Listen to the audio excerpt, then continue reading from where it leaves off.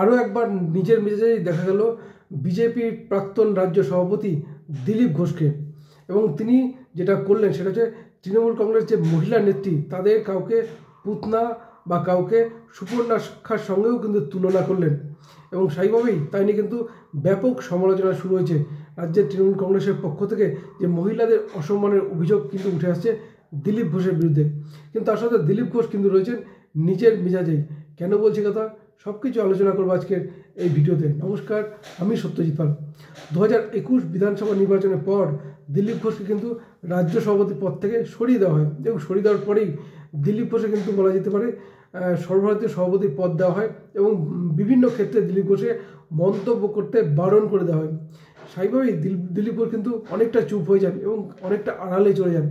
এবার 2024 লোকসভা নির্বাচন নিজের কেন্দ্রে মেদিনীপুর টিকিট না পেয়ে তাকে পাঠানো হয় বর্ধমান দুর্গাপুরে। এবং স্বাভাবিকভাবেই কিছুটা আড়ালে দিলীপ ঘোষ ছিলেন। কিন্তু 2026 বিধানসভা নির্বাচন যত এগিয়ে আসছে তত যেন সব মহিমায় দেখা যাচ্ছে দিলীপ ঘোষ এক কথায় বলতে পারে পুরনো মেজাজেই।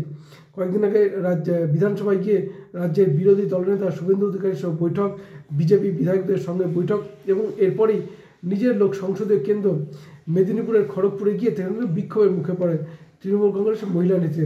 এরপর তিনি কিন্তু হুঙ্কার ছাড়েন যে গাড়ি চালিয়ে দেবেন বা 14 গোষ্ঠী তুলে কথা বলবেন ইত্যাদি ইত্যাদি, জানি কিন্তু ব্যাপক সমালোচনা শুরু হয়। কিন্তু তারপরেও দিলীপ ঘোষ কিন্তু বলেন তিনি নিজের মেজাজেই থাকবেন, সব কিছু ছাড়বেন, নিজের মেজাজ ছাড়বেন না।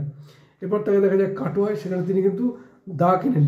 অনেকেই বলেন কী করবেন, কেন কিনছেন, দিলীপ ঘোষ বলে বসেন কেউ তাকে নারকেল দিয়েছে, নারকেল কাটার জন্য দায়ী যথেষ্ট। কিন্তু তার হাতে অস্ত্র নিয়ে প্রশ্ন অনেকেই তুলে দেন। এরপর দিলীপ ঘোষ কিন্তু চায় পে চক্রা নদিয়ায় গিয়ে চায় পে চর্চায় গিয়ে সেখানে কিন্তু মহিলা অর্থাৎ তাকে যে বিক্ষোভের মুখে পড়তে হয়, এবং সেইখানে তিনি কিন্তু সেই বিক্ষোভকারীদের বা বলে মহিলা নেত্রীদের পুতনা বা সুপর্ণাখার সঙ্গে তুলনা করেন। এবং সেইভাবে তাই কিন্তু ব্যাপক সমালোচনা শুরু হয়। তৃণমূল কংগ্রেসের পক্ষ থেকে বলা হয় যে দিলীপ ঘোষ মহিলাদের সম্মান দিতে চান না, এবং নানান বিষয়ে কিন্তু মন্তব্য করেন। কিন্তু দিলীপ ঘোষ কিন্তু নিজের মেজাজে তিনি স্পষ্ট বলেন যে বিজেপি বা মানুষ সম্মান দেয় কাদের, তিনি দেবী সীতার কথা বলেন। সুতরাং সেইখানে দাঁড়িয়ে রাধারানীর কথা বলেন, নানান মন্তব্য করেন।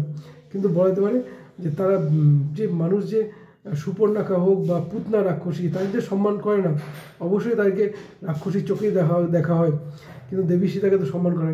এইভাবেই দিলীপ ঘোষ কিন্তু নিজের ব্যাখ্যা দেয়, অর্থাৎ কেউ যদি দেবী সীতার মতো আচরণ করেন তাকে যে মানুষ সম্মানের চোখে দেবে, মায়ের চোখে দেবে, তা কিন্তু সেইভাবেই কিন্তু দিলীপ ঘোষ নিজের ব্যাখ্যাটা দেন। কিন্তু বলা যেতে পারে তৃণমূল কংগ্রেসের পক্ষ থেকে কিন্তু এই নিয়ে কিন্তু সরব হয়েছেন একের পর এক নেতা।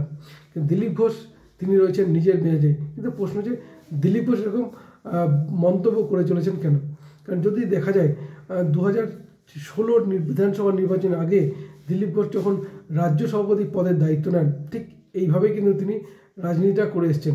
অর্থাৎ তার যে ঠোঁটকাটা মনোভাব, স্পষ্ট বলা, তা কিন্তু বাংলার মানুষ বারবার দেখেছে।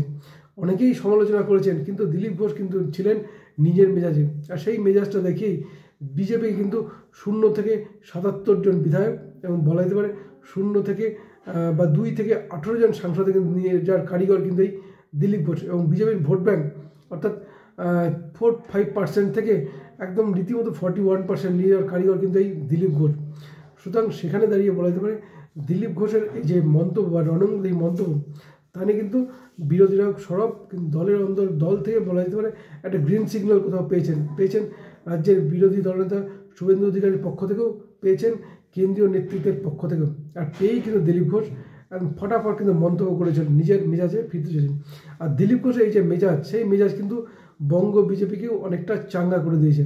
আমরা যদি দেখি বিভিন্ন শহরে বিভিন্ন গ্রামগঞ্জে আলোচনা হচ্ছে যে দিলীপ ঘোষের যে মন্তব্য, তা কিন্তু সমালোচনা যেমন হচ্ছে, আলোচনা হচ্ছে, এবং বিজেপির নেতাকর্মী যারা বসে যাওয়া নেতাকর্মীরা তারা কিন্তু কোথাও যেন একটু সক্রিয় হতে শুরু করেছেন।